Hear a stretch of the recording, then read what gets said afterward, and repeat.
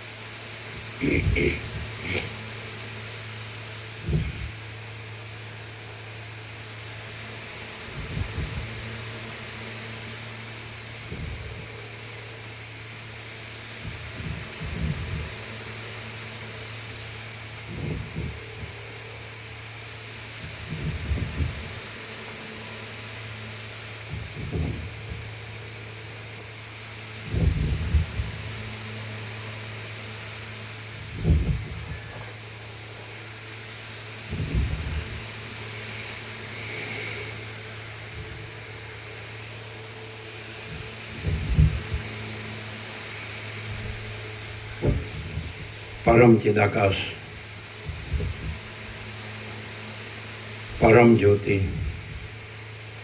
अखंड ज्योति, महाचिदाकाश, स्वयं प्रकाश, संपूर्ण प्रकाश, पूर्ण ब्रह्म, अनंत तेजगन, अनंत चिदगन,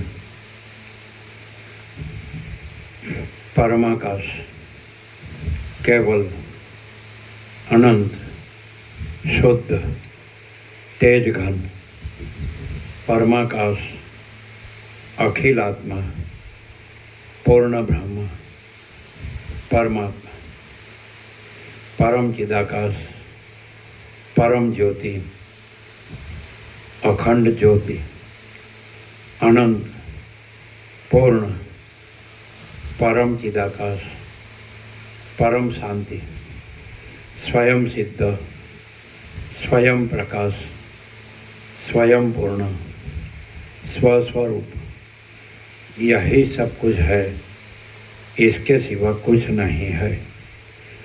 शून्यभास, अनंत कोटि, महाकल्पो है ही नहीं।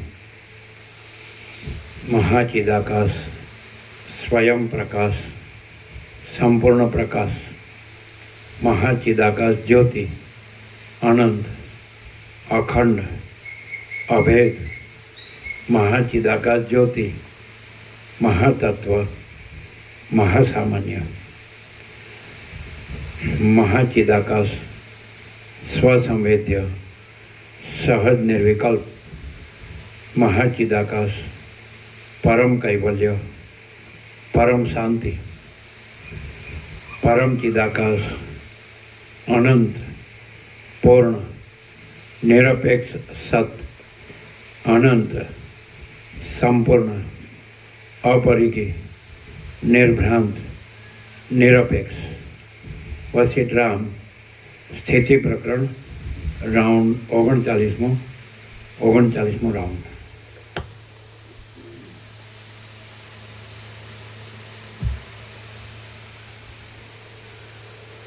આદ્ય પરબ્રહ્મ સદગુરુ દેવ કી જય.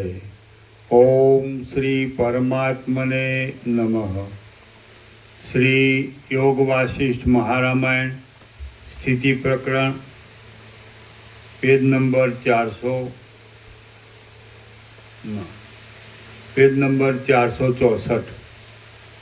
Page number 464, સર્ગ 30મો. યમરાજાએ કરેલી શિક્ષાથી ત્રણેય દૈત્યોના થયેલા અનેક અવતારો.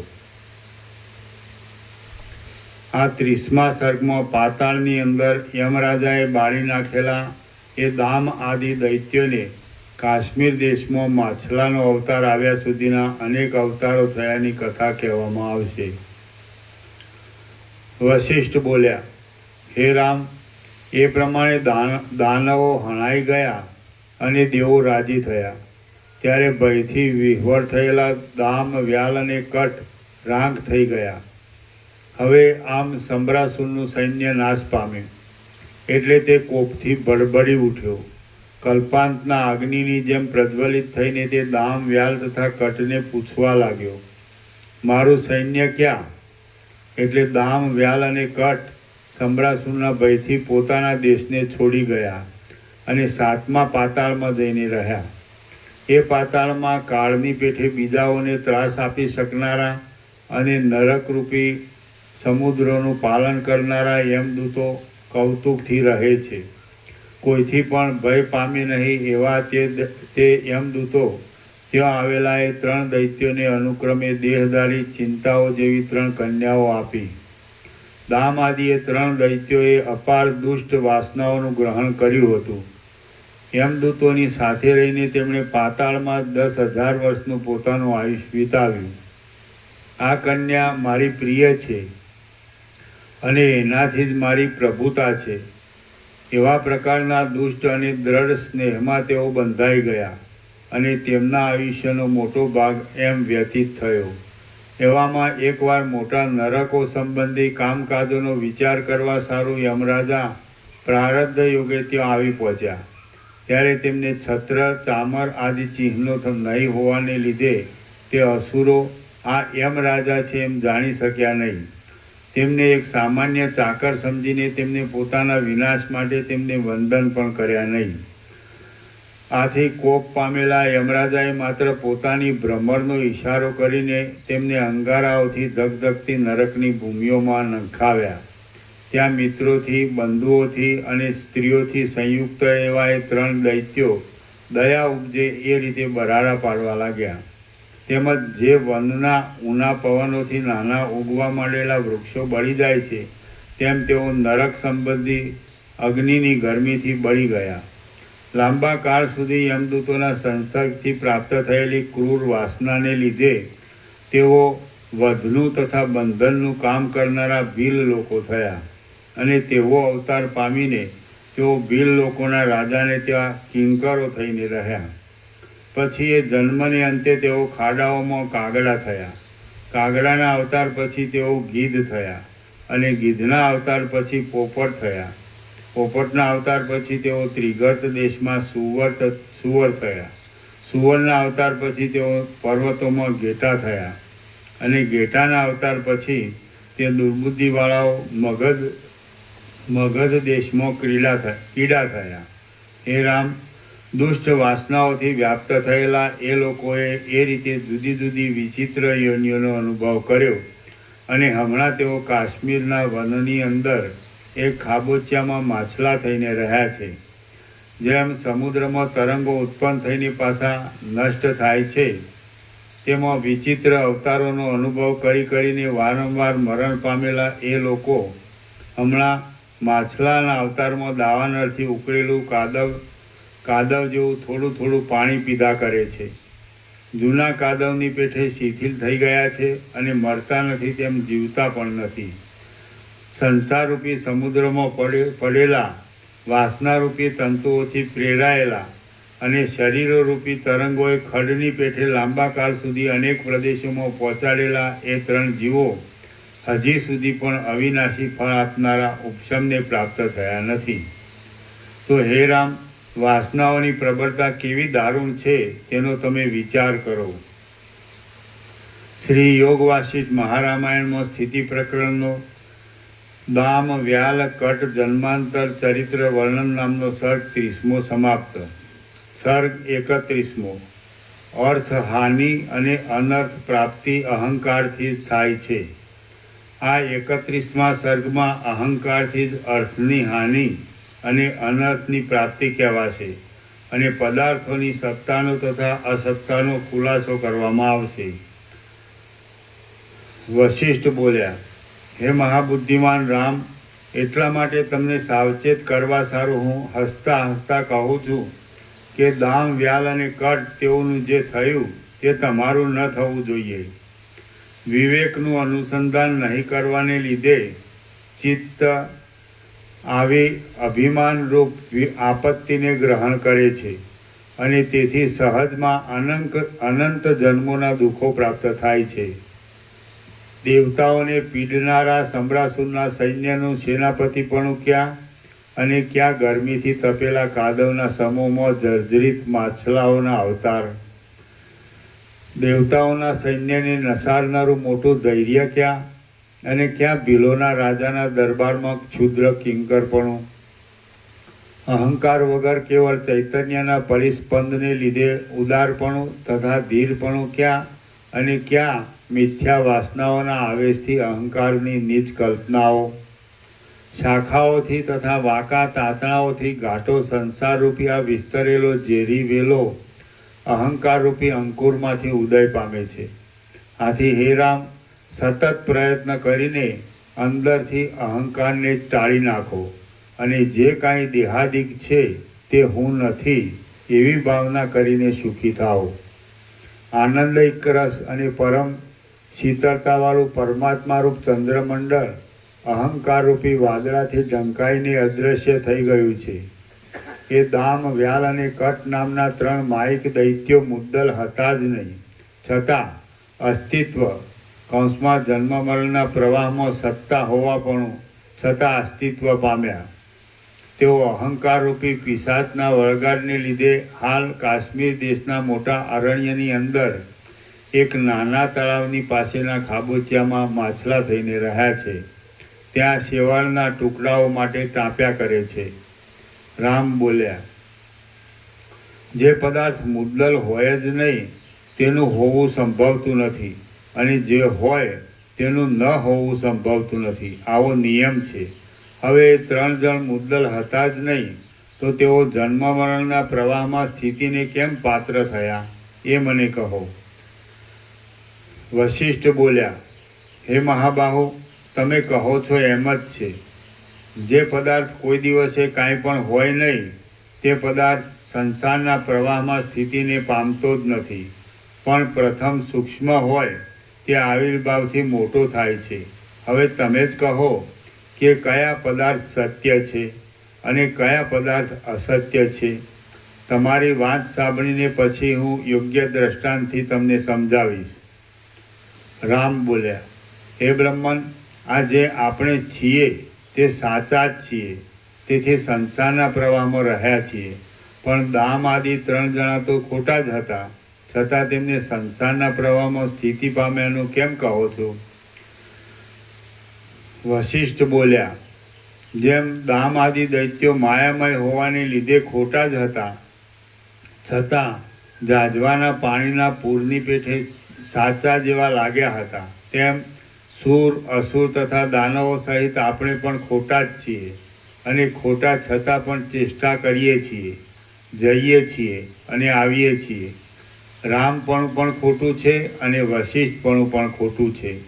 જેમ સ્વપ્નમાં પોતાનું મરણ અનુભવમાં આવવા છતાં પણ ખોટું છે, તેમ આપણા શરીરો અનુભવમાં આવવા છતાં પણ ખોટા છે. જેમ મરી ગયેલો કોઈ સંબંધી સ્વપ્નમાં જીવતો દેખાવા છતાં પણ વાસ્તવિક રીતે મૂવેલો જ હોય છે, તેમ આ જગત અજ્ઞાન કાળમાં સાચું દેખાવા છતાં જ્ઞાન થાય ત્યારે ખોટું જ છે. તેમ આ જગત અજ્ઞાન કાળમાં સાચું દેખાવા છતાં જ્ઞાન થાય ત્યારે ખોટું જ છે ખોટું જ છે. તેમ આ જગત અજ્ઞાનકાળમાં સાચું દેખાવા છતાં જ્ઞાન થાય ત્યારે ખોટું જ છે. અત્યંત મૂઢ પુરુષને આ જગત ખોટું છે એમ કહીએ તો તે પુરુષ તે વાતને ખોટી જ માને. કારણ કે તત્વ વિચારનો અભ્યાસ કર્યા વિના જગતના સત્યપણાના અનુભવનો નિષેધ મનમાં ઉતરે જ નહીં. કારણ કે તત્વ વિચારનો અભ્યાસ કર્યા વિના જગતના સત્યપણાના અનુભવનો નિષેધ મનમાં ઉતરે જ નહીં. આ જગતમાં કોઈ પણ માણસને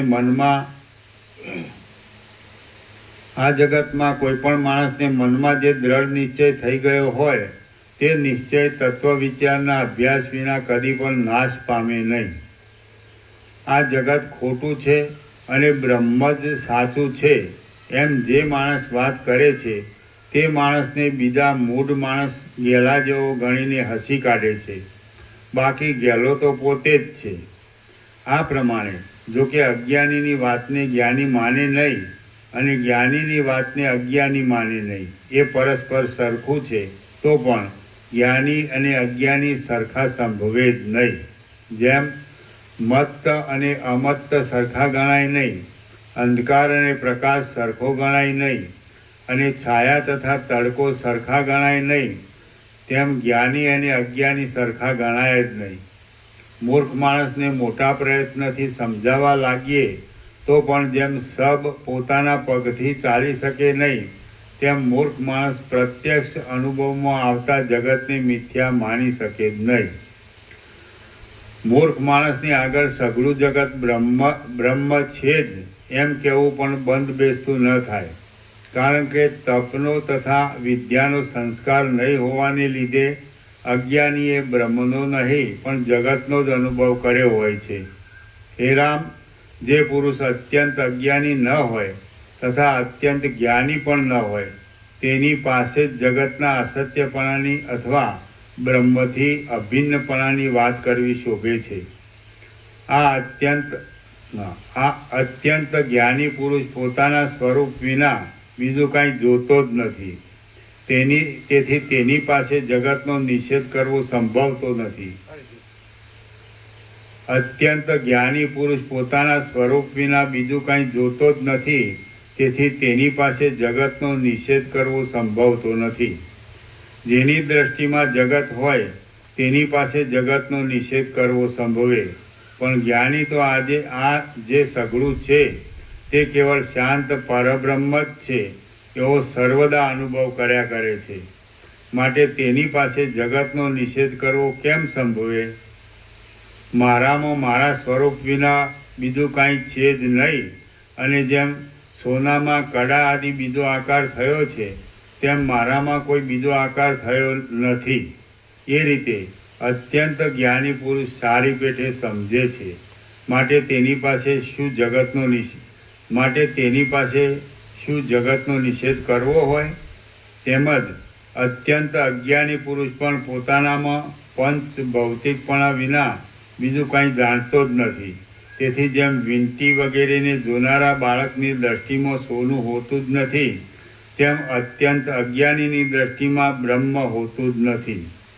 માટે તેની પાસે પણ જગતનો નિષેધ કરીને બ્રહ્મનું સ્થાપન કરવાની વાત કરવી સંભવતી નથી. મૂઢ માણસ ખોટા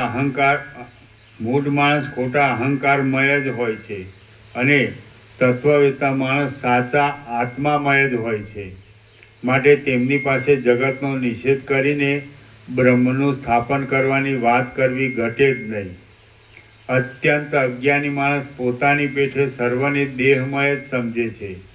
માટે તેની પાસે હું બ્રહ્મ છું એમ કહેવા બેસીએ તો તે આપણા વાક્યની મૂર્ખાઈ ભરેલું જ ગણે.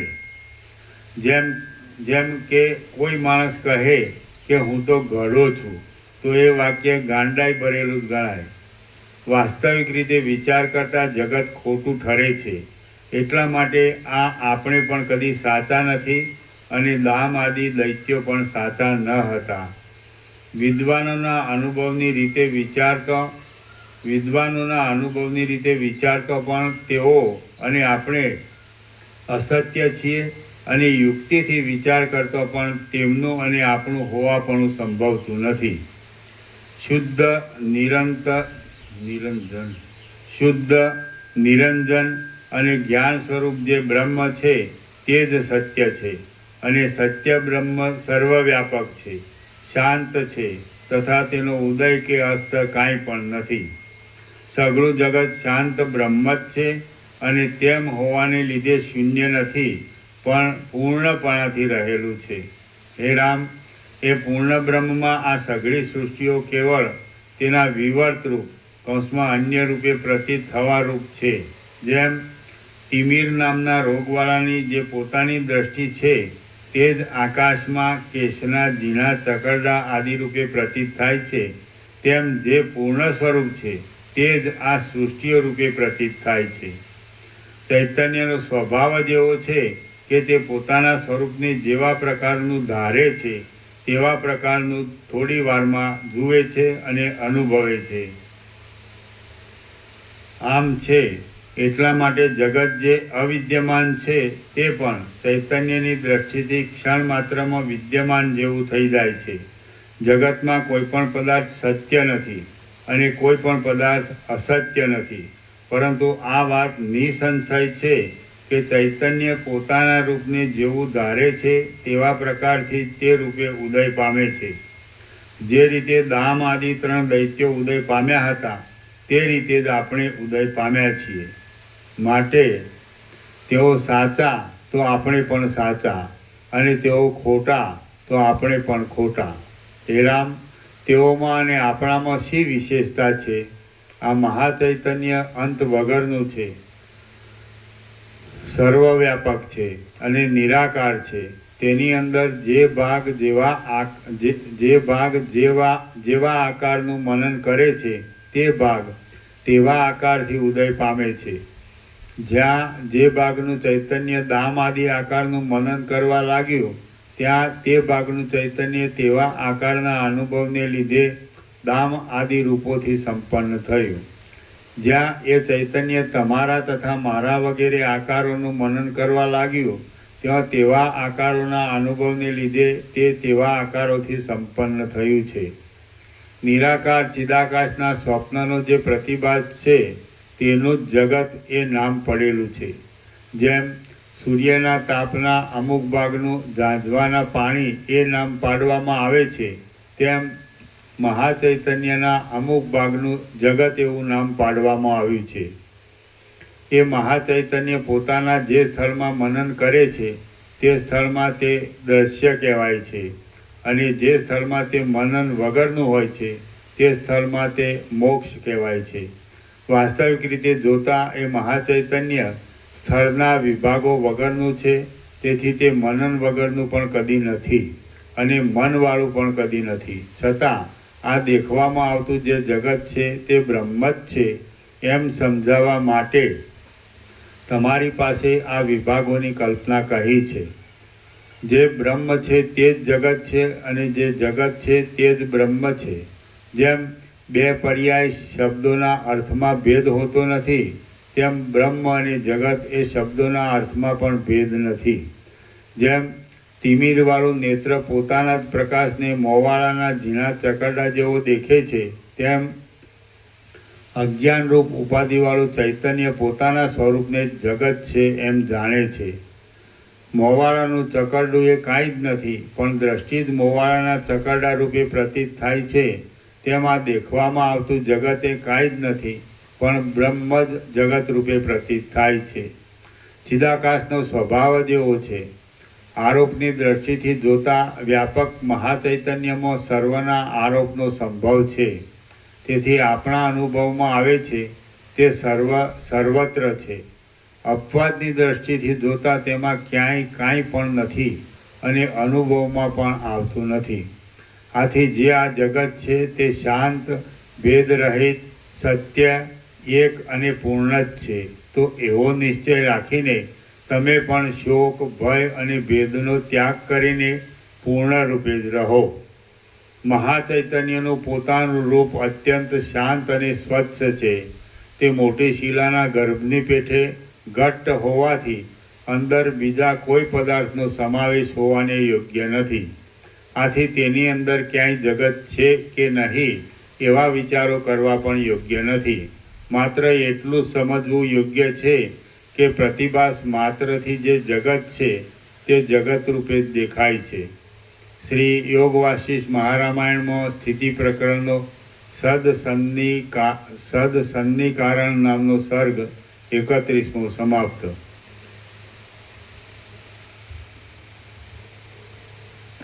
સર્ગ 32મો દામ વ્યાલ અને કટનો મોક્ષ. આ 32મા સર્ગમાં દામ વ્યાલ અને કટ એમને મચ્છર આદિના અવતારોમાં જ્ઞાનની પ્રાપ્તિ થઈ મોક્ષ થયાની કથા કહેવામાં આવશે.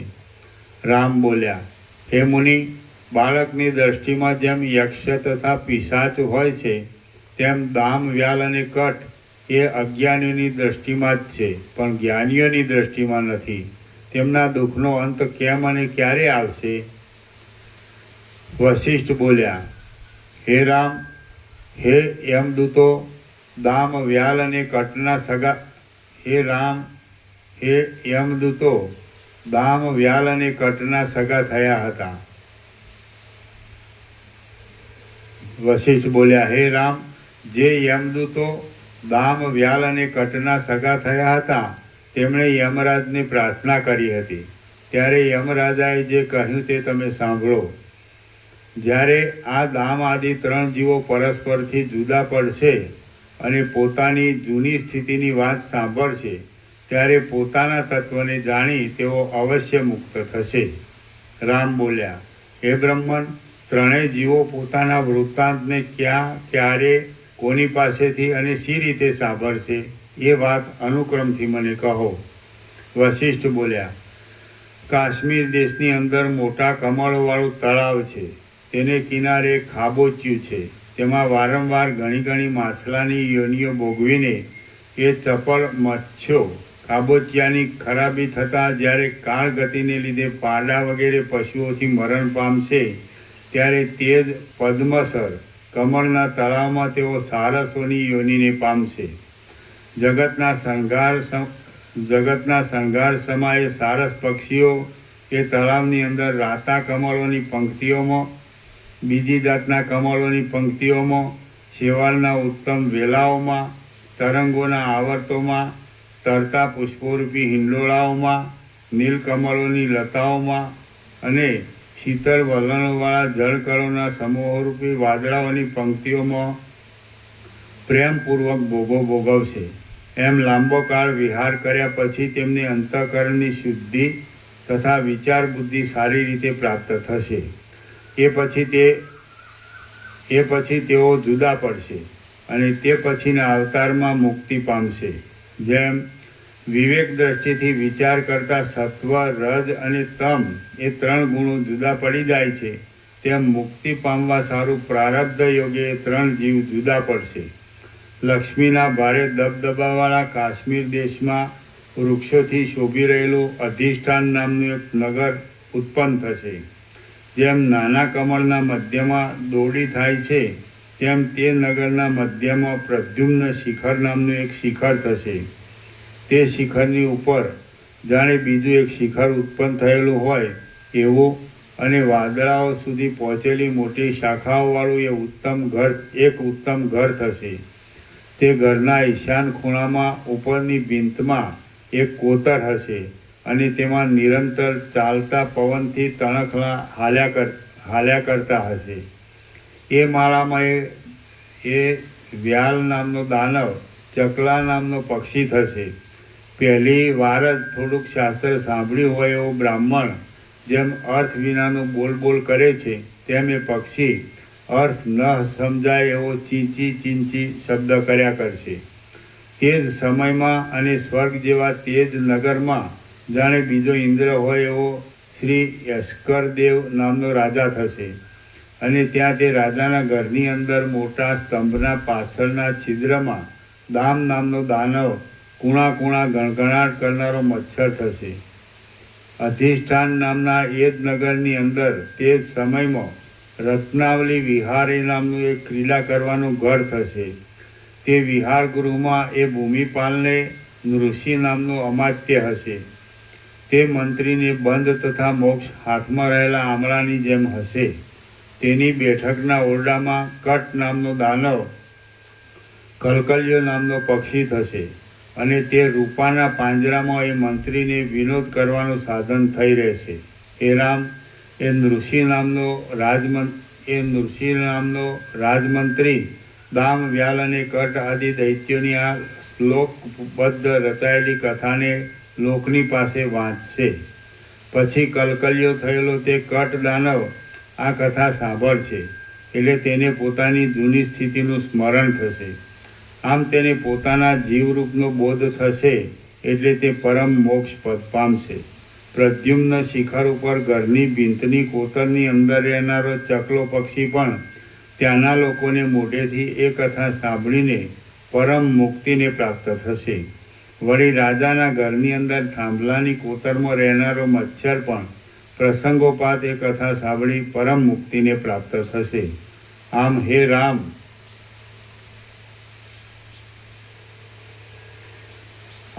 રામ, પ્રદ્યુમ્ન શિખરમાં રહેનારો ચકલો, રાજાના ઘરમાં રહેનારો મચ્છર અને મંત્રીના ઘરની અંદર રહેનારો કલકલિયો એ ત્રણેય જીવ આ રીતે મોક્ષ પામશે. દામ, વ્યાલ અને કટનું આ સંપૂર્ણ આખ્યાન તમને કંઈ સંભળાવ્યું. હે રામ, એ જ રીતે આ જે સંસાર છે તે શૂન્ય છતાં પણ અત્યંત પ્રકાશિત દેખાતી માયા છે. તે માયા ઝાંઝવાના પાણીમાં જળબુદ્ધિની પેઠે અજ્ઞાનથી લોકોને ભમાવે છે. વાસનાઓથી મોહ પામેલા મૂર્ખ લોકો દામ, વ્યાલ અને કટની પેઠે અનેક પ્રકારના અજ્ઞાનોને લીધે ઉત્તમ સ્થિતિમાંથી પણ નીચી સ્થિતિમાં આવી પડે છે. ભ્રમરના ચાળા માત્રથી મેરુ પર્વતના અને મંદરાચલના સ્થાનકોને પણ ચૂર્ણ કરી નાખવાની શક્તિ ક્યાં, અને રાજાના ઘરની અંદર લાકડાના થાંભલાના કોતરમાં મચ્છરપણું ક્યાં?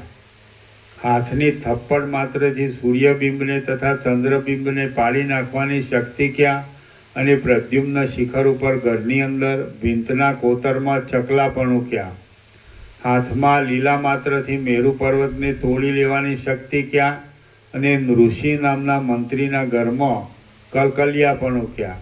હે રામ, જે નિરંજન ચૈતન્ય છે તે જ પોતાના સ્વયં પ્રકાશરૂપપણાનો ત્યાગ નહીં કરતા રાજસ અહંકારથી રંગાઈ જવાનો દેહાદી ખોટા રૂપને પણ હું છું એમ સમજે છે.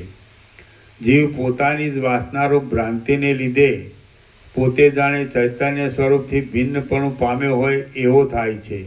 એ ભ્રાંતિ ઝાંઝવાના પાણીમાં જળબુદ્ધિની પેઠે અસત્ય છતાં પણ સત્ય જેવી પ્રતીત થાય છે. જેઓ શાસ્ત્રની રીતિ પ્રમાણે આ જે દ્રશ્ય છે તે સગળું મિથ્યા જ છે એવો નિશ્ચય કરીને પોતાની અખંડાકાર બુદ્ધિથી પોતાના શાંત સ્વરૂપમાં જ રહે છે, તેઓ પરમાત્મામાં નિરંતર રહેલી એ બુદ્ધિ વડે સંસારરૂપી સમુદ્રને તરી જાય છે. જેમ જળ નીચા માર્ગમાં જાય છે તેમ જે પુરુષો નાના પ્રકારના દુઃખોના વિકારોને આપનારા શુષ્ક તર્કવાળા મતોનો આશ્રય કરે છે તેઓ પોતાના જ લાભનો નાશ કરે છે. જેઓ પોતાના અનુભવથી પણ સિદ્ધ થતા શ્રુતિને અનુસરનારા માર્ગથી પરમપદમાં પહોંચવા સારું ચાલે છે તે પુરુષોનો નાશ થતો નથી. એ મોટી બુદ્ધિવાળા રામ, જે પુરુષ મને અમુક વિષય સુખ મળે તો ઠીક, મને અમુક પરલોક મળે તો ઠીક એવી તૃષ્ણાઓ રાખ્યા કરે છે તેને પોતાના દુર્ભાગ્યથી થયેલી દીનતાને લીધે નાશ પામેલા પુરુષાર્થની લાખ પણ હાથ આવતી નથી. જે ઉદાર મનવાળો પુરુષ સર્વદા નિષ્પૃહપણાથી ત્રૈલોક્યને પણ તરણા જેવું સમજે છે તે પુરુષને જેમ સર્પો જૂની કાંચડી ત્યજી દે છે તેમ સઘળી આપદાઓ ત્યજી દે છે. જેના મનમાં નિત્ય જ્ઞાનનો ચમત્કાર ચળકતો હોય છે તે પુરુષને લોકપાલ દેવતાઓ પોતાની જીવિકારૂપ બ્રહ્માંડની પેઠે સર્વદા પાળે છે. ગમે તેવી અપાર વિપત્તિ આવી પડી હોય તો પણ કુમાર્ગે ન જ ચાલવું જોઈએ. રાહુ કુમાર્ગથી અમૃત પીવા લાગ્યો તો તેનું પણ મરણ થઈ ગયું હતું. ઉત્તમ શાસ્ત્ર તથા સજ્જનોનો સમાગમ એ બંને આત્માના પ્રકાશરૂપ પ્રબળ પ્રકાશ આપનારા સૂર્ય છે. જે પુરુષો તેનો આશ્રય કરે છે તે પુરુષો ફરીવાર મોહરૂપી અંધકારને વશ થતા નથી. જેઓએ વૈરાગ્ય આદિ સદ્ગુણોથી પોતાની કીર્તિ ફેલાવેલી હોય છે તે પુરુષોને અણનમો પણ નમે છે.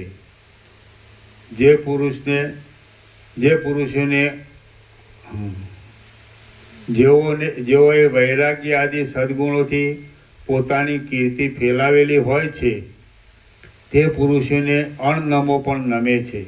તેમની સઘળી આપદાઓ ક્ષય પામે છે અને તેમને અક્ષય કલ્યાણની પ્રાપ્તિ થાય છે.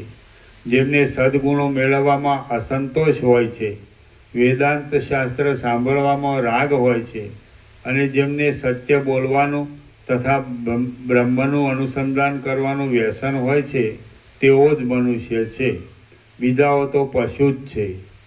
જે મહાત્મા પુરુષો રૂપી ક્ષીર સમુદ્રોના યશરૂપી ચંદ્રની ચાંદનીથી લોકોના હૃદયરૂપી કુમુદો પ્રફુલ્લિત થઈ રહ્યા હોય છે તેમના શરીરમાં પરમાત્મા પ્રત્યક્ષ રીતે રહેલા છે એમ સમજવું. હે શ્રોતા લોકો, તમે અનાદિકાળથી થયેલા અનેક અવતારોમાં જે કંઈ ભોગવવાનું છે તે સઘળું ભોગવી ચૂક્યા છો અને જે કંઈ જોવાનું છે તે સઘળું જોઈ ચૂક્યા છો. તો હવે જન્મ મરણના પ્રવાહમાં ગોથો ખાવા સારું ભોગોનો લોભ શા માટે રાખો છો? હવે તો તમે પોતપોતાના અધિકાર પ્રમાણે, શાસ્ત્રની પદ્ધતિ પ્રમાણે, મહાત્માઓએ ચલાવેલા સંપ્રદાય પ્રમાણે તેમજ જ્ઞાનની સ્થિતિના ક્રમ પ્રમાણે વર્તો અને તમે મનમાંથી ખોટી ભોગજાળની વાસનાને છોડી દો. તમારા સદ્ગુણોને સ્વર્ગલોક પર્યંત પ્રખ્યાત કરો, એટલે તમારી કીર્તિ વધે અને સજ્જનો વાહ વાહ કરે. કીર્તિ અને સજ્જનોમાં વાહ વાહ મૃત્યુમાંથી બચાવે છે, પણ વિષયો મૃત્યુમાંથી કદી બચાવતા નથી. જે પુરુષોની ચંદ્ર જેવી ધવલ કીર્તિને સિદ્ધ લોકોની સ્ત્રીઓ સર્વ પ્રદેશોમાં વ્યાપ્ત થનારા ગાયનોથી ગાય છે તે પુરુષો જીવે છે અને બીજા પુરુષો તો જીવતા છતાં મુવેલા સમજવા. પરમ પુરુષાર્થ ઉપર ધ્યાન આપી ધીરજ રાખી યત્નપૂર્વક શાસ્ત્ર પ્રમાણે આચરણ કરનારા કયા પુરુષને સિદ્ધિ ન થાય? શાસ્ત્ર પ્રમાણે ચાલનાર પુરુષે ફળની સિદ્ધિની ઉતાવળ કરવી જોઈએ નહીં. જે ફળ લાંબા કાળે પાકે તે ફળ બહુ પુષ્ટ થાય છે. શોક, ભય, પરિશ્રમ, ગર્વ અને ઉતાવળને છોડી દઈને તમે શાસ્ત્ર પ્રમાણે વ્યવહાર કરો. તમે ઘણા સંજોગોમાં પડ્યા છો. ઇન્દ્રિયો રૂપી ફાંસીથી મરવા જેવો તમારો જીવ થયો છે તો તે હવે સંસારો રૂપી જૂની ઊંડી ખાડોમાં દુઃખી ન થાઓ. તેમ સંસારો રૂપી જૂની ઊંડી ખાડોમાં દુઃખી ન થાય એમ કરો. હવે પછી ફરીવાર એક અધમ યોનિમાંથી બીજી અધમ યોનિમાં જવું પડે અને બીજી અધમ યોનિમાંથી ત્રીજી અધમ યોનિમાં જવું પડે એમ કરો નહીં. સજાવેલા બાણોની સેંકડો પંક્તિઓથી જેમ હાથીઓ કપાઈ જતા હોય તેવા સંગ્રામમાં પણ આ શાસ્ત્ર આપદાઓનું નિવારણ કરે એવું છે. તેનો તમે અવશ્ય વિચાર કરો. આ સંસાર દાવાનળથી તપી ગયેલા દુર્ગંધી કાદવ જેવો છે. તેમાં તમે વારંવાર દુઃખી થતા વૃદ્ધ દેડકાની જેમ તુચ્છ જીવનની આશાને છોડી દો. હૃદયમાંથી ભોગની વાસનાને દૂર કરો.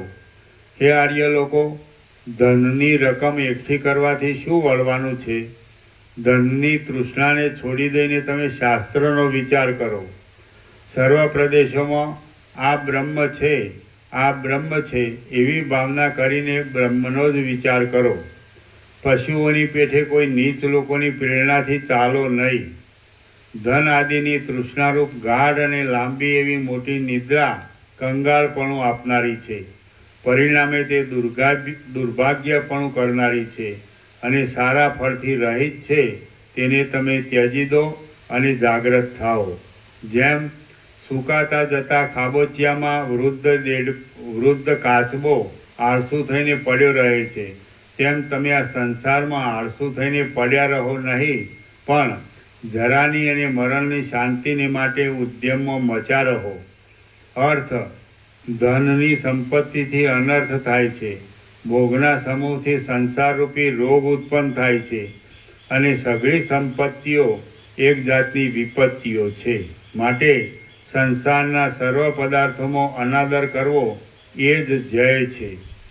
વ્યવહારને જાણનારા પુરુષોનો વિચાર મેળવી લોકોની પદ્ધતિથી વિરુદ્ધ નહીં પડતા અને શાસ્ત્રની રીતિને અનુસરતા ઉદ્યમથી તમે શુભ ફળ મેળવવાની ગોઠવણ કરો. જે પુરુષ સદાચારથી શુદ્ધ રીતે ચાલે છે, વૃત્તિને નિર્મળ રાખે છે અને સંસારના સુખરૂપ ફળને આપનારી પણ પરિણામે દુઃખ આપનારી પદ્ધતિઓની લાલચને રાખતો નથી, તે પુરુષનો આયુષ, યશ, ગુણો અને લક્ષ્મી વસંતમાં થયેલી લતાઓની પેઠે સારા ફળોને સારું જ પ્રફુલ્લિત થાય છે. શ્રી યોગ વાસિષ્ઠ મહારામાયણમાં સ્થિતિ પ્રકરણનો સદાચાર નિરૂપણ નામનો સર્ગ 32મો સમાપ્ત. સર્ગ 33મો. શુભ ઉદ્યોગ વગેરેનું વર્ણન અને અહંકારથી બંધન તથા તેના ત્યાગથી મોક્ષ. આ 33મા સર્ગમાં શુભ ઉદ્યોગના મહિમાનો, સજ્જનોના મહિમાનો, સારા શાસ્ત્રોના મહિમાનો, અહંકારથી બંધન થવાને અને અહંકારનો ત્યાગ કરવાથી મુક્તિ થવાનું વિસ્તારથી વર્ણન કરવામાં આવશે. વશિષ્ઠ બોલ્યા, હે રામ, જો યોગ્ય સાધનો અત્યંત આગ્રહપૂર્વક સારી પેઠે કરવામાં આવે તો તેઓ સફળ થયા વિના રહે નહીં. આવો નિયમ હોવાને લીધે સર્વ દેશમાં અને સર્વકાળમાં સઘળા ધારેલા કાર્યો સફળ થવા સંભવિત છે. આથી તમે મોક્ષની પ્રાપ્તિને સારું શુભ ઉદ્યોગને કદી પણ છોડો નહીં. ઘણા મહાત્મા પુરુષોએ શુભ ઉદ્યોગમાં મંડ્યા રહેવાથી અશક્ય કાર્યો પણ કર્યા છે. મિત્રો, સ્વજનો અને બંધુઓને આનંદ આપનારા નંદીએ તળાવમાં તપ કરીને મહાદેવના આરાધનરૂપ અસત્ય નહીં, સત્ય. ઘણા મહાત્માઓ અશક્ય અસત્ય સંભળાવવાનું, અશક્ય, બરાબર, અશક્ય કાર્યો કર્યા છે. ઘણા મહાત્મા પુરુષોએ શુભ ઉદ્યોગમાં મંડ્યા રહેવાથી અશક્ય કાર્યો પણ કર્યા છે. મિત્રો, સ્વજનો અને બંધુઓને આનંદ આપનારા નંદીએ તળાવમાં તપ કરીને મહાદેવના આરાધનરૂપ ઉદ્યોગ કરીને મૃત્યુને પણ જીતી લીધું છે. તેની નીચે તાંત છે. શિલાદ નામના એક મુનિ હતા. તેમણે પોતાને એક સર્વજ્ઞ પુત્ર થાય તેટલા સારું શંકરની આરાધના કરી હતી. એમના તપથી પ્રસન્ન થઈને મહાદેવે એમને વરદાન માગવા કહ્યું. એમણે પોતાને એક સર્વજ્ઞ પુત્ર થાય એવું વરદાન માગ્યું. આથી શંકરે કહ્યું, સર્વજ્ઞ તો હું જ છું. સર્વજ્ઞ તો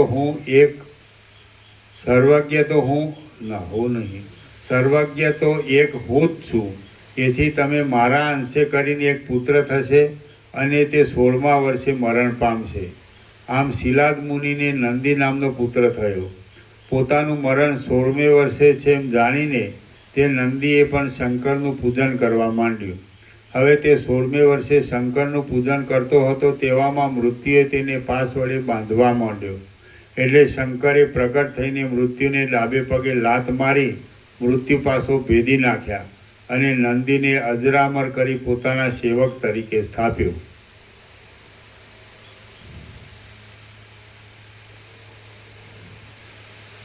નંદીએ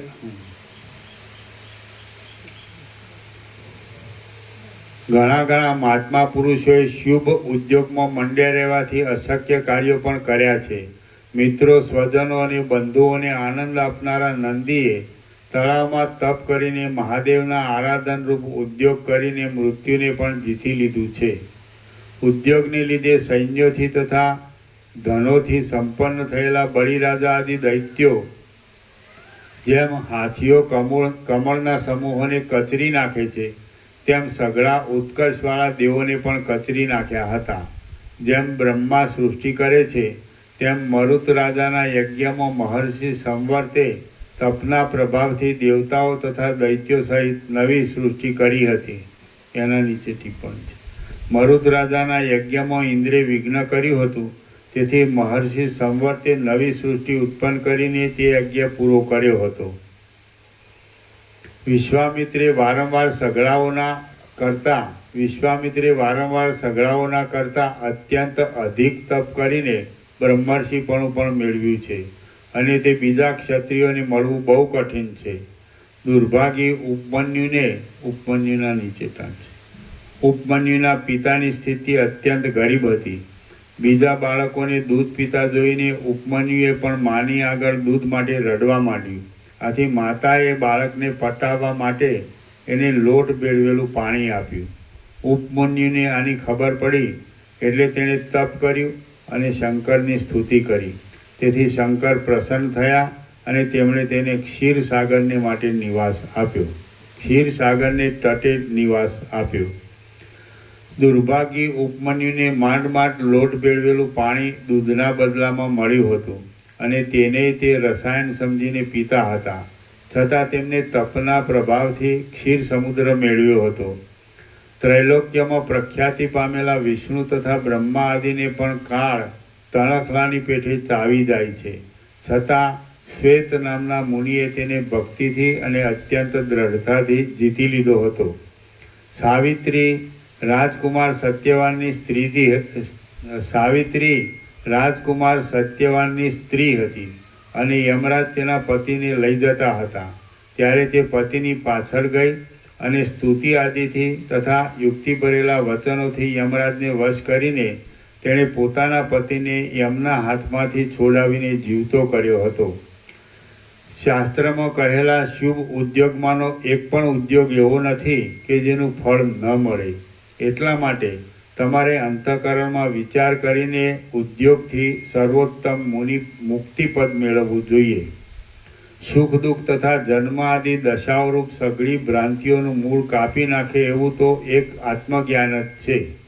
માટે તેને સારું તમે પ્રબળ પ્રયત્ન કરો. આપદાઓમાં નાખવા માગતી ભોગોની લાલચોનો નાશ કરવા સારું વિષયોમાં દોષ દ્રષ્ટિ કરવાની ગોઠવણો શોધવી જોઈએ. જો કે વિષયોનો ત્યાગ કરવાથી દુઃખ ઉત્પન્ન થાય છે, તો પણ તેવું સામાન્ય દુઃખ ભોગવ્યા વિના પરમાનંદ તત્વનું સુખ મળે એમ નથી. દુઃખ ભોગવ્યા વિના સુખ તે મળે?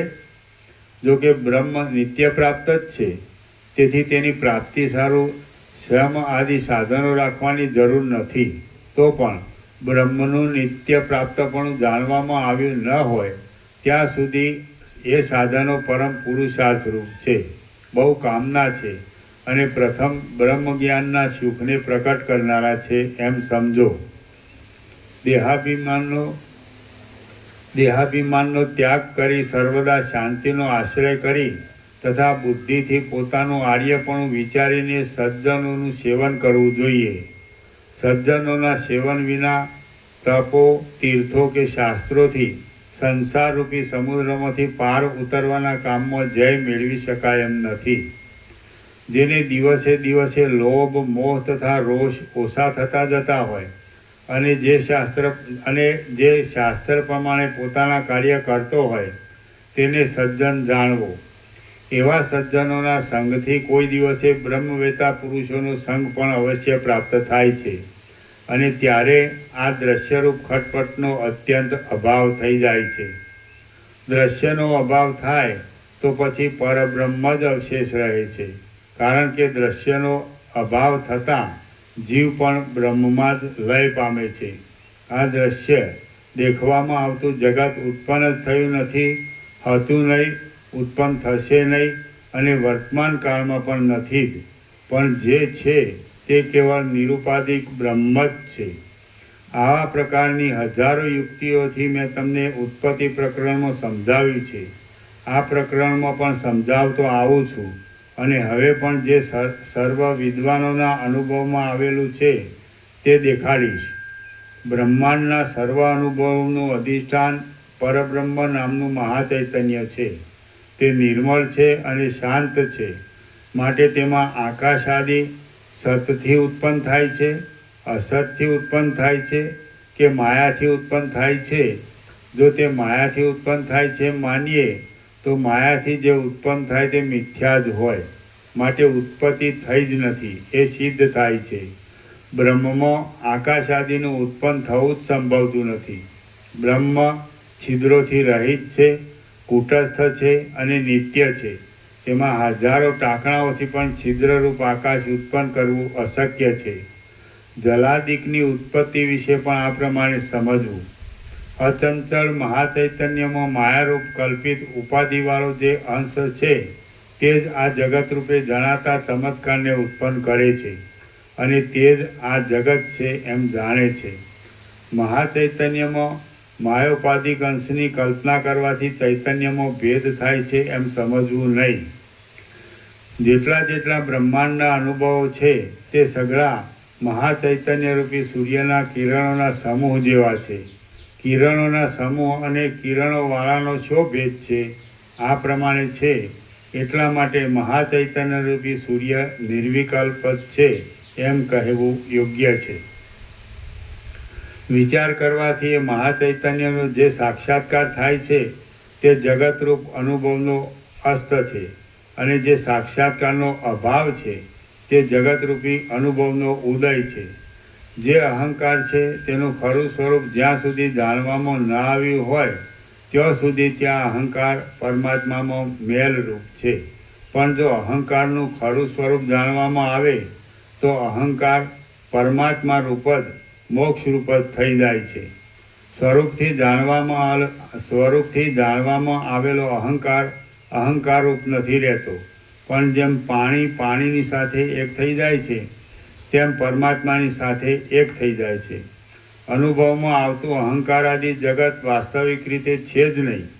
અહંકાર એ શું છે એવો વિચાર કરતાં અહંકાર આદિ સઘળું ટળી દઈને અવશ્ય એક ચૈતન્ય જ અવશેષ રહે છે. જેમ પ્રૌઢ બુદ્ધિવાળાઓને આ પિશાચ નથી એમ બોધ કરવાથી અપિશાચમાં થયેલી પિશાચની ભ્રાંતિ ટળી જાય છે. પણ થોડી સમજણવાળા બાળકોને તો આ પિશાચ નથી એમ સેંકડો વાર કહેવા છતાં પણ સંશય જ રહે છે. તેમ અહંકારથી રહિત થયેલાઓને બ્રહ્મમાં થયેલી જગતની ભ્રાંતિ ટળી જાય છે. પણ અહંકારવાળાઓને આ જગત નથી પણ બ્રહ્મ છે એમ સેંકડો વાર કહેવા છતાં પણ સંશય જ રહે છે. જ્યાં સુધી અંદર રહેલી ચૈતન્યરૂપી ચાંદની અહંકારરૂપી વાદળાથી ઢંકાયેલી હોય ત્યાં સુધી તે બોધરૂપી કુમુદિનીને પ્રફુલ્લિત કરતી નથી. હુંપણું ધોવાઈ જાય તો પછી હુંપણાને લીધે કલ્પાયેલા નરક, સ્વર્ગ અને મોક્ષ આદિ ક્યાંથી જ રહે? અર્થાત મોક્ષ આદિની તૃષ્ણા રહેતી જ નથી. જ્યાં સુધી હૃદયમાં હુંપણારૂપ મેઘ વર્ષા કરતો હોય ત્યાં સુધી તૃષ્ણારૂપી ઇન્દ્રજવની મંજરી પ્રફુલ્લિત થયા જ કરે છે.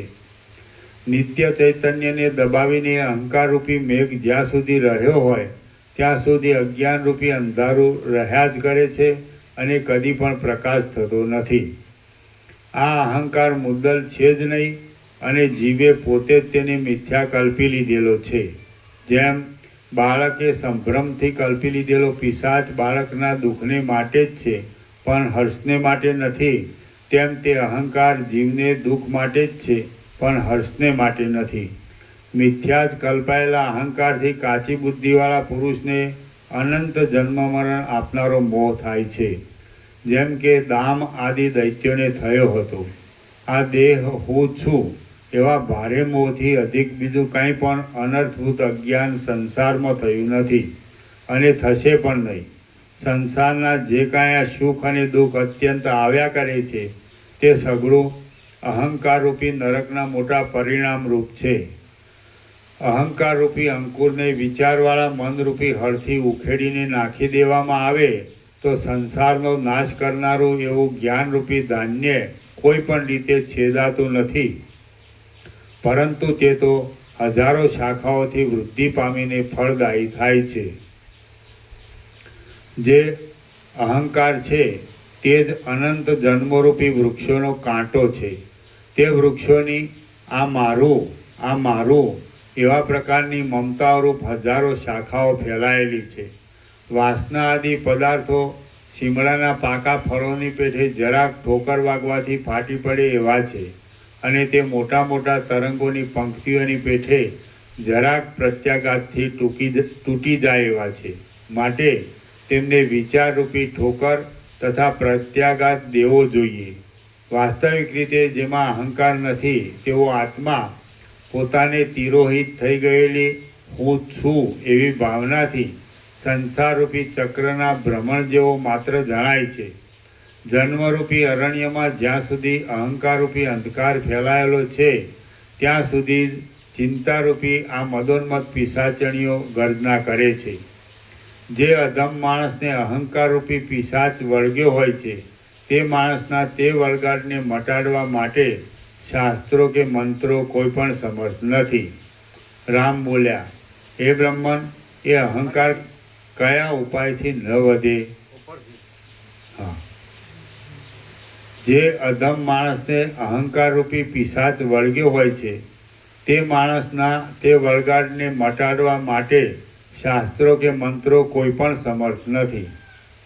રામ બોલ્યા, હે બ્રહ્મન, એ અહંકાર કયા ઉપાયથી ન વધે એ વિશે મને કહો, એટલે મને સંસારરૂપી ભયની શાંતિ થાય. વશિષ્ઠ બોલ્યા, આત્માનું જે વાસ્તવિક સ્વરૂપ મેં કહ્યું છે તે સ્વરૂપનું સર્વદા સ્મરણ રાખવામાં આવે અને આત્મા ચૈતન્યમય અરીસા જેવો નિર્મળ રહે તો અહંકાર વધતો નથી. આ સંસારરૂપી ઇન્દ્રજાળ મિથ્યા જ છે, માટે તેમાં રાગદ્વેષ રાખવાથી મારું શું વળે એમ છે. એ રીતનું મનમાં જો અનુસંધાન રાખવામાં આવે તો અહંકાર વધતો નથી. અહંકાર પણ નથી અને દ્રશ્યોના વિલાસો પણ નથી. એવા વિચારની જેના મનમાં સ્થિતિ થઈ હોય એ પુરુષનો વ્યવહાર શાંત થવાને લીધે અહંકાર વધતો નથી. આ હું છું અને આ જગત છે એવા બે વિચારો શત્રુ મિત્ર આદિને ઉત્પન્ન કરનારા છે. તેમનો ક્ષય થાય અને સર્વત્ર ચોખ્ખી સમતા પ્રાપ્ત થાય તો અહંકાર વધતો નથી. દ્રષ્ટા, દર્શન અને દ્રશ્ય ઇત્યાદિ ત્રિપુટીઓ આ લેવું અને આ છોડી દેવું એવા પ્રકારની ભ્રાંતિઓને ઉત્પન્ન કરનારી છે. તેમનો ક્ષય થાય અને સર્વત્ર ચોખ્ખી સમતા પ્રાપ્ત થાય તો અહંકાર વધતો નથી. રામ બોલ્યા, હે પ્રભુ, જાગ્રતમાં, સ્વપ્નમાં અને મનોરથમાં જે અહંકાર થાય છે તેનો આકાર કેવો છે, તેનો ત્યાગ શી રીતે થાય અને ત્યાગ કરવાથી શું થાય? વશિષ્ઠ બોલ્યા, હે રામ, આ જગતમાં અહંકાર 3 પ્રકારના છે. તેઓમાં 2 શ્રેષ્ઠ છે અને એક ત્યાગ કરવા યોગ્ય છે. હું એ વિષયનું વિવેચન કરું છું તે તમે સાંભળો. આ જે સગળું જગત છે તે હું છું અને જે અવિનાશી પરમાત્મા છે તે પણ હું છું. જગતમાં મારાથી જુદું કાંઈ જ નથી. આવી રીતનો જે અહંકાર થાય તેને ઉત્તમ સમજવો. વશિષ્ઠ બોલ્યા, હે રામ, આ જગતમાં અહંકાર 3 પ્રકારના છે. તેઓમાં 2 શ્રેષ્ઠ છે અને એક ત્યાગ કરવા યોગ્ય છે. હું એ વિષયનું વિવેચન કરું છું તે તમે સાંભળો. આ જે સગળું જગત છે તે હું છું અને જે અવિનાશી પરમાત્મા છે તે પણ હું છું. જગતમાં મારાથી જુદું કાંઈ જ નથી. આવી રીતનો જે અહંકાર થાય તેને ઉત્તમ સમજવો. આ અહંકાર મોક્ષ માટે છે પણ બંધન માટે નથી, અને તે 4થી અથવા 5મી ભૂમિકામાં રહેલા જીવન મુક્તને હોય છે. હું સર્વ કરતાં અત્યંત સૂક્ષ્મ છું, માટે સર્વથી ન્યારો છું. એવો બીજા પ્રકારનો જે અહંકાર થાય છે તેને પણ શુભ સમજવો. હું સર્વ કરતાં અત્યંત સૂક્ષ્મ છું, માટે સર્વથી ન્યારો છું. એવો બીજા પ્રકારનો જે અહંકાર થાય છે તેને પણ શુભ સમજવો. એ અહંકાર મોક્ષ માટે છે પણ બંધન માટે નથી, અને તે 6ઠ્ઠી ભૂમિકામાં રહેલા જીવન મુક્તને હોય છે. 7મી ભૂમિકામાં રહેલા જીવન મુક્તને અહંકાર છે એવી જો કલ્પના કરીએ તો તે નામ માત્ર જ રહેલો છે. હાથ તથા પગ આદિ અવયવોવાળો જે આ દેહ છે તે હું છું એવો ત્રીજા પ્રકારનો જે અહંકાર છે તે લૌકિક છે અને તુચ્છ જ છે. એ ત્રીજો દુરાત્મા અહંકાર એક જાતનો મોટો શત્રુ જ છે. એટલા માટે તેનો ત્યાગ જ કરવો જોઈએ. અનેક પ્રકારની માનસિક પીડાઓ કરનારો એ ત્રીજો અહંકારરૂપી બળવાન શત્રુ જે જીવને ખરાબ કરી નાખે છે તે જીવ પાછો ઠેકાણે આવતો નથી. સ્વાભાવિક રીતે અનાદિકાળથી ચોંટેલા એ ત્રીજા દુષ્ટ અહંકારે જેમની બુદ્ધિને ભમાવી નાખી છે તે લોકો સંકટોમાં જ ડૂબ્યા કરે છે. પહેલા બેમાંના ગમે તે અહંકારવાળો જીવ મહાત્મા કહેવાય છે અને મુક્તિ પામે છે. પણ ત્રીજા લૌકિક અહંકારવાળો જીવ તો દ્રઢ રીતે સંસારમાં જ ગોથા ખાયા કરે છે. પહેલા બે અહંકારનો અંગીકાર કરી હું દેહ નથી એવો નિર્ણય કરીને ત્રીજા લૌકિક અહંકારનો ત્યાગ કરવો એમ પૂર્વના વિદ્વાનોનો સિદ્ધાંત છે. એટલા માટે પહેલા બે અહંકારનો અંગીકાર કરી ત્રીજા દુઃખદાયી લૌકિક અહંકારનો ત્યાગ જ કરવો યોગ્ય છે. દામ, વ્યાલ અને કટ એ ત્રણ દૈત્યો ત્રીજા લૌકિક અહંકારથી એવી દશાને પામ્યા હતા કે તે દશાની વાતો કરતાં પણ ખેદ ઉત્પન્ન થાય છે. રામ બોલ્યા, હે બ્રહ્મન, ચિત્તમાંથી એ ત્રીજા લૌકિક અહંકારનો ત્યાગ કરીને પુરુષ કેવી રીતે વર્તે તો તે પોતાના હિતને પ્રાપ્ત થાય? વશિષ્ઠ બોલ્યા, લૌકિક અહંકાર ત્યાગ કરવા યોગ્ય છે અને દુઃખદાયી છે. તેનો ત્યાગ કરીને પુરુષ જેમ જેમ ગુરુ સેવા આદિ શુભ સાધનોમાં તત્પર રહે છે તેમ તેમ તેને પરમપદ સમીપમાં આવતું જાય છે. પુરુષ જો પહેલા અહંકારની અને બીજા અહંકારની ભાવના કરીને રહે છે તો ઊંચા પદને પ્રાપ્ત થાય છે અને તેમને પણ છોડી દઈ સઘળા અહંકારોથી રહિત રહે છે તો તે પુરુષ પરમ પદને પામે છે. હે રામ, આવા વિચાર રાખી પરમાનંદના બોધને માટે સર્વદા સઘળા યત્નો કરીને છેલ્લા દુષ્ટ લૌકિક અહંકાર હું દેહ છું એવા અહંકારનો તો અવશ્ય ત્યાગ કરવો જોઈએ. એ પાપી દુષ્ટ અહંકાર તો શરીરમાં રહેલો એક જાતનો રોગ છે. તેનો ત્યાગ કરવો એ જ મોટું કલ્યાણ છે અને એ જ પરમપદ પામવાનું સાધન છે. વિચારના બળથી એ લૌકિક સ્થૂળ અહંકારનો ત્યાગ કરીને માણસ બેસી રહે અથવા વ્યવહાર કરે તો પણ તેનું અધઃપતન નીચ સ્થિતિમાં પડવું થતું નથી. એ મહાબુદ્ધિમાન, જેમ સારી પેઠે તૃપ્તિ પામેલા પુરુષને ઝેરથી સંયુક્ત થયેલા રસો પ્રિય લાગતા નથી, તેમ જેનો અહંકાર ક્ષીણ થઈ ગયો હોય એવા જીવને રોગ જેવા દુઃખદાયી ભોગો પ્રિય લાગતા નથી. ભોગો પર પ્રેમ ના રહે ત્યારે પુરુષને મોક્ષરૂપ કલ્યાણ સમીપમાં જ આવે છે. કારણ કે મનના અંધકારરૂપ અહંકાર ક્ષીણ થાય પછી બીજું કલ્યાણને રોકે એવું કશું જ પ્રતિબંધક રહેતું નથી કે જેને લીધે શ્રેયનો વિઘાત થાય. હે રામ, અહંકારના અનુસંધાનનો ત્યાગ કરવાથી, ધીરજથી અને શ્રવણાદિકના પ્રયત્નથી સંસારરૂપ સમુદ્ર તરાય છે. જે પુરુષ જે સઘળું છે તે હું જ છું એ સંસાર રૂપ સમુદ્ર તરાય છે. સંસાર રૂપ સમુદ્ર તરાય. હે રામ, અહંકારના અનુસંધાનનો ત્યાગ કરવાથી, ધીરજથી અને શ્રવણાદિકના પ્રયત્નથી સંસાર રૂપ સમુદ્ર તરાય છે. જે પુરુષ જે સઘળું છે તે હું જ છું અને એમ હોવાથી સઘળું મારું જ છે એવા વિચારથી હું દેહાદિક નથી અને દેહાદિકના સંબંધમાં જે કાંઈ છે તે મારું નથી એવો નિશ્ચય રાખે છે તથા ઉપર કહેલા આત્માના ઉત્તમ બોધને મનમાં દ્રઢ રીતે ઠસાવે છે તે મહાત્મા પુરુષ અનુક્રમથી સાતમી ભૂમિકામાં સ્થિતિ પામે છે અને અંતે વિદેહ કૈવલ્યને પામે છે. શ્રી યોગ વાસિષ્ઠ મહારામાયણમાં સ્થિતિ પ્રકરણનો અહંકાર વિચાર નામનો સર્ગ 33મો સમાપ્ત. ઓમ ઓમ ઓમ. પ્રસાદ આપો અને બધાને ભગવાનના વ્યાપક વાર્ષિક ઉત્સવનું જે સુધારેલું રીત છે એ આપવા માંડો, ગણીને આપો. અને કેડી પ્રમાણે 53 આપો. લાવજો બીજા, પછી બધાને આપો.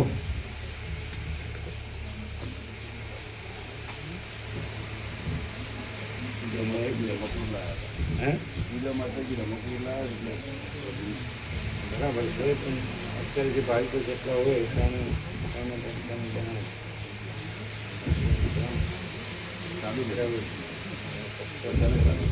બધાને આપી દો, એક એક આપો.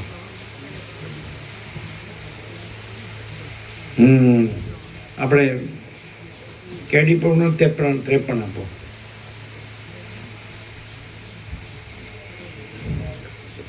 પછી બીજા કોણ છે? બધાને એક એક તો આપો જ.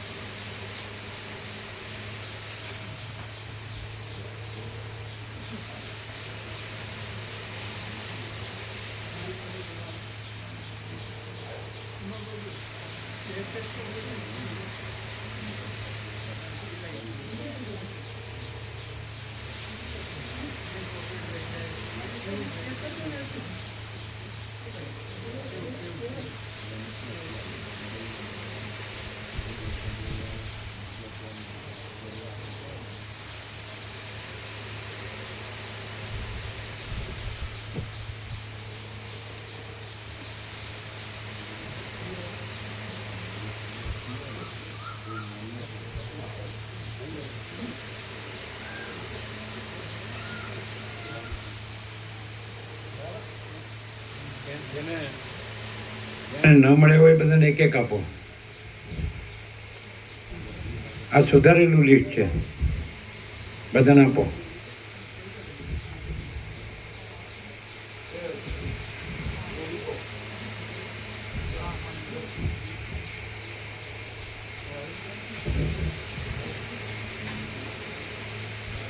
ના, હા, એમને આપો. એમને 5 આપો, 5.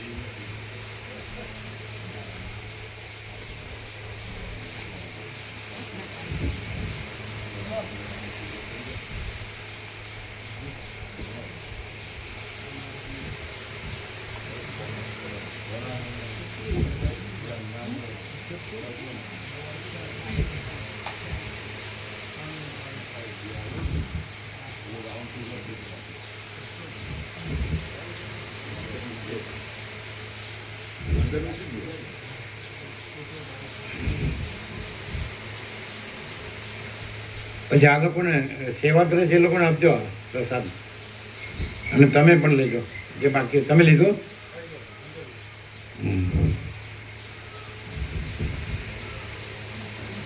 આ પ્રભુ ક્યાંથી પધાર્યા? એમને બરાબર. કેવલ આવે છે ને? હા, એટલે કેડી પ્રભુને એવું કરીએ એમને રાઉન્ડ ફિગર 10 આપીએ. ના, પણ છે ને અહીંયા પણ છે. હા, એટલે એ બધી માનો કે એમની અહીંયા આવેલી છે 380, એ અમે લઈ લઈએ અને પછી ટોટલ એમનું કુલ રાઉન્ડ ફિગર 10 આપીએ. અને બીજી આપણે ત્યાં પેલા પછી જ્યારે પ્રવાસ આવે પછી આપણે 2 આપીશું, 2 જેવું એમાં રાખીશું પ્રોપરમાં. એટલે અત્યારે 10 ટોટલ આપીએ રાઉન્ડ ફિગર. પછી ફરી અઠવાડિયા પછી બીજી આવે એટલે એ પ્રમાણે આપીએ.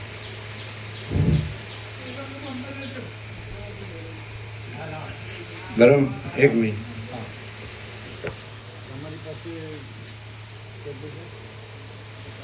50 લાયા, 50 આપણે બરાબર, અને 280 પડી, 280 ટોટલ 118 ભાગને 118, એટલે 11,80,000. થાય ટોટલ આપણે 11,80,000 છે.